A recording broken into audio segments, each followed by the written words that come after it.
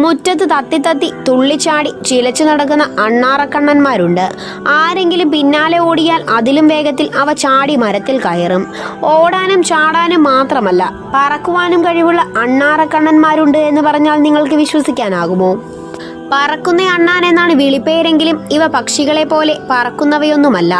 സാധാരണ ഒരു അണ്ണാന് ഒരു മരക്കൊമ്പിൽ നിന്നും മറ്റൊരു മരക്കൊമ്പിലേക്ക് ചാടാൻ മാത്രമേ സാധ്യമാകൂ.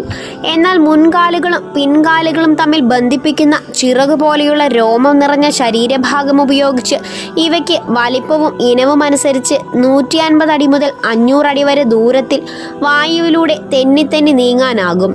മാത്രമല്ല, താഴെ നിന്നും മുകളിലേക്ക് പറന്നുയരാൻ ഇവയ്ക്ക് സാധ്യമല്ല. ചുരുക്കി പറഞ്ഞാൽ, വൃക്ഷങ്ങൾക്ക് മുകളിൽ നിന്നും താരതമ്യേന ഉയരം കുറഞ്ഞ വൃക്ഷശിഖരങ്ങളിലേക്ക് തെന്നി പറന്നു നീങ്ങാൻ മാത്രമേ ഇവയ്ക്ക് സാധിക്കൂ. അതും ഏകദേശം 100 മീറ്റർ മാത്രം. ശരാശരി 43 സെന്റിമീറ്റർ മാത്രം നീളത്തിൽ. ചാരനിറത്തിലോ കറുപ്പ് നിറത്തിലോ ഇന്ത്യയിൽ കണ്ടുവരുന്ന ഇന്ത്യൻ ജെയിൻ ഫ്ലൈം സ്ക്വിറൽ എന്ന പറക്കുന്ന അണ്ണാനിനത്തിന്റെ വാലിന് മാത്രം 50 മുതൽ 52 സെന്റിമീറ്റർ വരെ നീളമുണ്ടാവാറുണ്ട്. പെറ്റാറസ് എന്ന സസ്തനി ജനുസിലെ ഒരിനമാണ് പറക്കും അണ്ണാൻ. പരമാവധി ഒരു വ്യാഴവട്ടക്കാലം വരെയാണ് ഇവയുടെ ആയുസ്. ശരീരമാസകലം ചാരയോ തവിട്ടോ അല്ലെങ്കിൽ കറുപ്പ് കലർന്ന ചാരയോ നിറമുള്ള ഇവയുടെ വയറിന്റെ അടിഭാഗം വെളുത്ത നിറത്തിൽ കാണപ്പെടുന്നു. മിശ്രബുക്കുകളായി ഇവ സാധാരണയായി രാത്രിയിലാണ് ഇര തേടി നടക്കുന്നത്. പകൽ ഇവയെ കാണുന്നത് വളരെ അപൂർവമായി മാത്രമാണ്. കേരളത്തിൽ കാണപ്പെടുന്ന പറക്കുമണ്ണാനെ പൊതുവിൽ പാറാൻ എന്നാണ് പറയുക.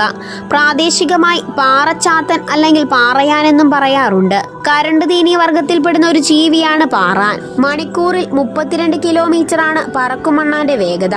ജൂൺ മധ്യത്തോടെ ഒറ്റക്കുട്ടിയെയാണ് പ്രസവിക്കുക. മറ്റു സസ്തനികളുടെ കുട്ടിയേക്കാൾ നീളമുള്ള കുഞ്ഞുങ്ങൾ ജനിക്കുമ്പോൾ അന്ധരായിരിക്കും. ശരീരത്തെ അപേക്ഷിച്ച് തല വളരെ വലുതായിരിക്കും. ഇവയുടെ ശബ്ദം കാട്ടുമൂങ്ങയുടേതിന് സാമ്യമുള്ളതാണ്.